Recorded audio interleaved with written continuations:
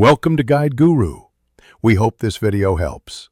You start now by assembling components and making the first connections. Connect power and ground to the PIR sensor, then route the sensor output to a relay or MOSFET gate through a 1K resistor to limit current. Make sure the LED supply matches the lamp rating. Mismatched voltage can damage the LEDs. Once done, add a common ground between sensor and switch circuit. Test with power on briefly to confirm the sensor output toggles when you move in front of it. Once the basic switching works, refine how the light decides to turn on. If you use a microcontroller, read an LDR voltage through an analog pin and compare it to a threshold so the light only activates at night.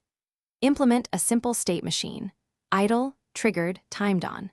Add debounce logic so brief motion spikes don't re-trigger the timer. Configure an adjustable off delay between 30 seconds and 5 minutes. This conserves power while staying practical. Make sure pull-downs or pull-ups stabilize the PIR input. To finish, mount the sensor and lamp in their final positions and run multiple night tests to confirm reliable activation and comfortable illumination. Make sure the PIR's field of view points toward the area you want lit, and that the LDR sees ambient light correctly. Secure all connectors and insulate exposed terminals. If you see flicker or random switching, check grounding first, then add a flyback diode across inductive loads or a snubber network, or use a MOSFET with lower RDS on to eliminate voltage sag. Thanks for watching. Consider subscribing if we helped you today.